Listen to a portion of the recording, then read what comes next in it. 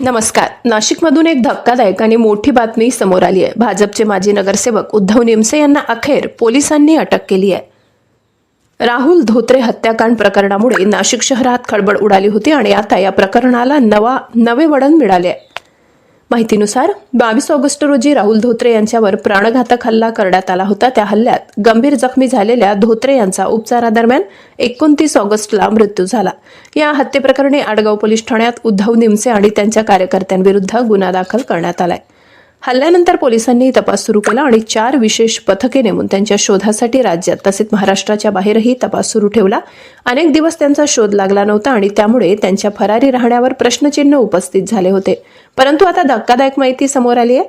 निमसे यांनी थेट आडगाव पोलीस ठाण्यात शरण न जाता गुंडाविरोधी शोध पथकासमोर हजर होऊन अटक स्वीकारली. या घटनेमुळे नागरिकांमध्ये आणि राजकीय वर्तुळात अनेक प्रश्न निर्माण झाले. ते पोलिसांपासून दूर का राहिले? तपासावर याचा काय परिणाम होणार याची चर्चा सुरू झाली आहे. प्राथमिक माहितीनुसार निमसे यांनी स्वतःहून शरण जाऊन तपासात सहकार्य करण्याची तयारी दर्शविली आहे. पोलिसांनी त्यांना ताब्यात घेत पुढील चौकशी सुरू केली आहे. पोलिसांनी तपास सुरू केला असून पुढील माहिती लवकरच समोर येणार आहे. नाशिकमध्ये या घटनेने खळबळ उडाली असून नागरिकांमध्ये या प्रकरणाबाबत अनेक प्रतिक्रिया उमटत आहेत.